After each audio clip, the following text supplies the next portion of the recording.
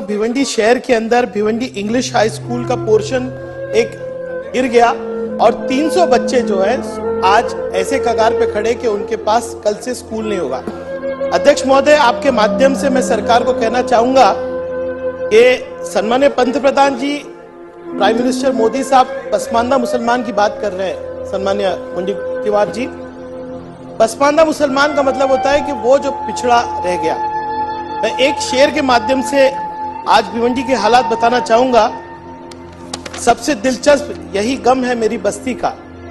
मुंडीवार जी, सबसे दिलचस्प यही गम है मेरी बस्ती का, मौत पसमानदा इलाके में दवा लगती। इसलिए कह रहा हूं, शॉर्ट में 47 स्कूल है, उसमें से 21 स्कूल जो है अति धोखादायक है। 3 स्कूल खाली करा दी गई है, वहां बच्चे कहां गए पता नहीं। 2800 बच्चे 8th स्टैंडर्ड तक पहुंचते, 2800 बच्चे। 10th स्टैंडर्ड में 600 बच्चे हो जाते। मैं सारे प्रिंसिपल्स को बुला के मैंने पूछा कि अगर 10th में 600 बच्चे हैं तो 11th में एडमिशन कितने होते हैं? 150। अगर आप माइनॉरिटी क्षेत्र को इंफ्रास्ट्रक्चर नहीं देंगे, बेसिक एजुकेशन नहीं देंगे, तो मुसलमान पसमानदा नहीं होगा तो क्या होगा।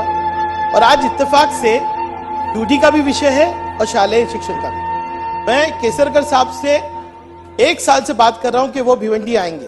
वो कह रहे, रईस, अगर लोकल बॉडी अपनी जिम्मेदारी प्राइमरी एजुकेशन की पूरी नहीं करता तो मैं कुछ बंधनकारक नहीं कर सकता, क्योंकि ये यूडी के अंदर में आता है। भिवंडी शहर के अंदर 8 कोटी का टैक्स कलेक्ट होता है शिक्षा के नाम पर, लेकिन भिवंडी शहर में लोकल बॉडी का अपना एजुकेशन का कोई बजट ही नहीं है। वो जनरल बजट के अंदर स्कूल की रिपेयर करने की कोशिश करते हैं, लेकिन रिपेयर होता ही नहीं।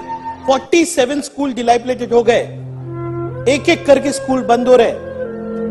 गरीब बच्चा कहां जाएगा, ये मेरा सरकार से प्रश्न। आप मुझे बताइए कि अगर एजुकेशन के नाम पर लोकल बॉडी खर्चा करने को तैयार नहीं है, उसके ऊपर कोई अंकुश नहीं है, तो बच्चे पढ़ेंगे कहां से। और प्राइवेट स्कूल्स का सर ये हाल है कि अगर उनका इंफ्रास्ट्रक्चर देखेंगे तो स्लम की स्कूल की तरह है, लेकिन डोनेशन आपको देना पड़ेगा क्योंकि सरकारी स्कूल जो है पूरी तरह से फेल हो चुके हैं। मैं आपके माध्यम से एक निवेदन करना चाहूंगा। मैंने सम्मानीय उप मुख्यमंत्री देवेंद्र फडणवीस जी से मुलाकात की जिस दिन वो डीसीएम बने, और मुझे बहुत कहते हुए खुशी होती कि उन्होंने बोला, रईस तेरी बात बहुत सही है, सबसे पहले हम फंड देंगे तो स्कूल के रिपेयर के लिए देंगे। लेकिन 1 साल हो गया है, उसका मैं पाठ पुरावा कर रहा हूं। फाइल सीएम साहब के पास है। मुंडीवार जी, कल भी मैं डीसीएम साहब के पास गया और हमेशा डीसीएम साहब ने पॉजिटिव बात की, कहा कि नहीं, शिक्षा के लिए फंड होना चाहिए। और ये फाइल अब सीएम साहब के पास है। मैं आपसे हाथ तोड़ के निवेदन करता हूं, आप सब बड़े वरिष्ठ मंत्री हैं, भिवंडी की शिक्षा की स्थिति बहुत खराब है, बहुत खराब है। अगर आपने मुझे मदद नहीं की तो ये एक के बाद एक स्कूल बंद होंगे।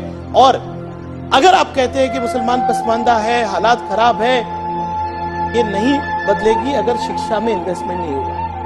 अध्यक्ष महोदय, ये मेरा एक पहला विषय था। मैंने एक स्कूल मैंने जब मुझे यूडी से फंड मिला तो आज तक मुझे 10 करोड़ रुपया मिला है। मैं 7 करोड़ रुपया मैंने सीधे सीधे एक स्कूल के रिकंस्ट्रक्शन को दे दिया। और मैं आपसे वादा करता हूं कि जब वो स्कूल बनेगा, थाना का सबसे बेहतरीन स्कूल होगा। शिक्षा के लिए मदद कीजिए, भिवंडी शहर के बच्चों को मदद कीजिए, सबसे गोर गरीब लोग हैं। अध्यक्ष महोदय, ये एक विषय था। 2 और विषय है अध्यक्ष महोदय, सिर्फ शॉर्ट में कहूंगा, यूडी के है।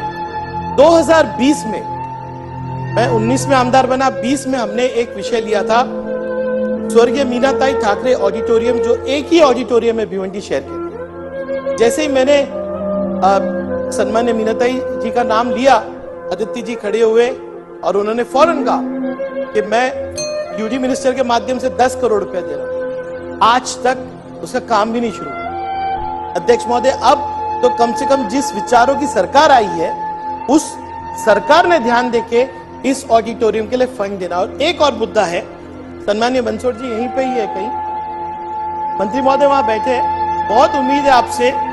एक हमारे पास श्री परशुराम तावड़े ऑडिटोरियम या स्टेडियम है, मैं चाहूंगा कि सरकार के माध्यम से वो स्टेडियम को जिंदा किया जाए। मैंने एमसीए से बात की हुई है, एमसीए वहां आने को तैयार है। आपकी मदद लगेगी मंत्री महोदय, आपकी मदद लगेगी। और ये स्टेडियम हम डेवलप करना चाहते हैं। मेरे तीन ही मुद्दे अध्यक्ष